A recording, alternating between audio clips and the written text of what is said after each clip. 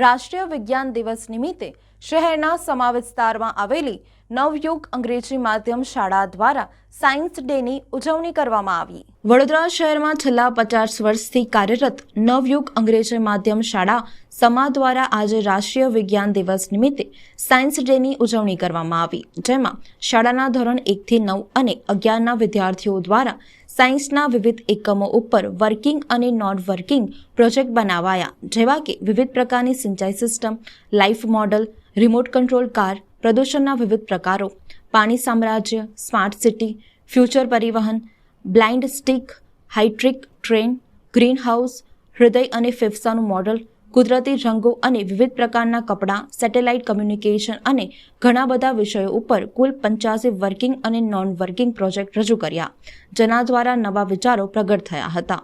તેમાં શાળાના શિક્ષકો, વાલીઓ તેમજ શાળા મેનેજમેન્ટ દ્વારા પૂર્ણ સહયોગ અપાયો હતો, જેમાં વિદ્યાર્થી મૌલિકતાથી તેને પ્રદર્શિત કરી શકે।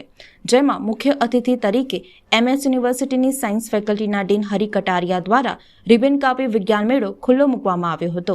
સાથે જ વોર્ડ નંબર 2ના કોર્પોરેટર વર્ષા વ્યાસ, રશ્મિ વાઘેલા, નીલાબેન દેસાઈ તેમજ શાળાના જોઈન્ટ ડાયરેક્ટર વરુણ દેસાઈ પણ ઉપસ્થિત રહ્યા હતા અને બાળકોનું પ્રોત્સાહન વધાર્યું હતું।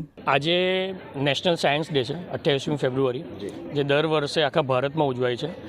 જે આપણે ડૉક્ટર CV રામન છે, જેમને નોબેલ પ્રાઇઝ મળ્યું છે સાયન્સ માટે, તેમને સન્માન કરીને આ ડે ઉજવવામાં આવ્યો છે।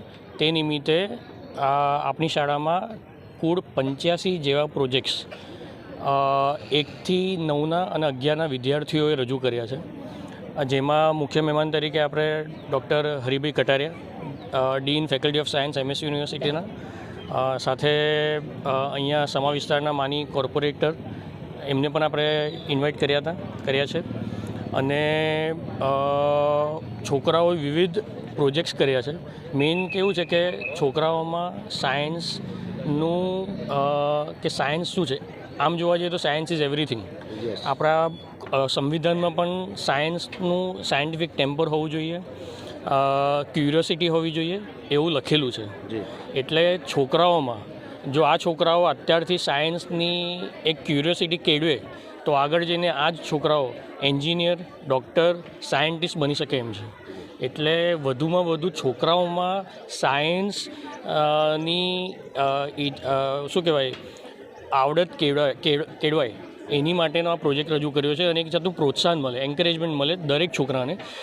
જે છોકરાઓએ પ્રોજેક્ટ રજૂ કર્યા છે, સાથે સાથે જે છોકરાઓ અને વાલીઓ નિહાળવાના છે આ પ્રોજેક્ટ્સ એને માટે નવયુગ ઇંગ્લિશ મીડિયમ સ્કૂલે આજે CV રામન, જે આપણી સાયન્સનો આજે સ્પેશિયલ ડે છે, એના અનુસંધાનમાં એમને સાયન્સ એક્ઝિબિશન એક રાખ્યું છે। ખરેખર ખૂબ અભિનંદનને પાત્ર 1 થી 9 ધોરણ 1 to 9 એન્ડ 11 સ્ટાન્ડર્ડ 10 અને 12ની એક્ઝામના હિસાબે ડ્રોપ કરીને બધા જ પાર્ટિસિપેટ્સ થયા છે। 76 જેટલા ડિફરન્ટ ટાઈપ ઓફ પ્રોજેક્ટ રાખ્યા છે।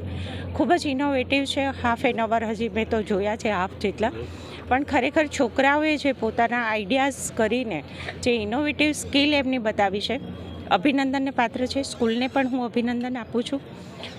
ખરેખર અત્યારે વડાપ્રધાન શ્રી નરેન્દ્રભાઈ મોદીજીએ જે સ્કિલ ડેવલપમેન્ટ માટે થઈને જેની પાસે બેસ્ટ આઈડિયાઝ છે એને તમે બહાર લાવો, એના માટે સ્કોલરશિપ પણ અપાતી હોય છે।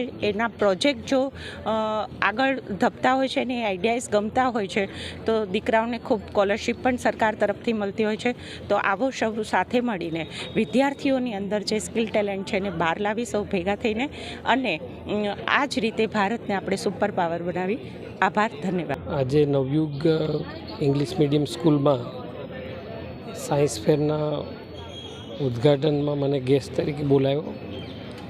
એના માટે સૌ પહેલાં તો નવયુગ વિદ્યાલયના સંચાલકો વરુણભાઈ અને એમના મમ્મી, એમનો ખૂબ ખૂબ આભાર માનું છું। અને અહીંયા લગભગ આશરે 50થી વધારે પ્રોજેક્ટ્સ નાના નાના બાળકોએ બહુ ઇનોવેટિવ આઈડિયાઝથી રાખ્યા છે। એમાં વેસ્ટ મેનેજમેન્ટને લગતા પ્રોજેક્ટ છે, ઇરિગેશનને લગતા પ્રોજેક્ટ છે,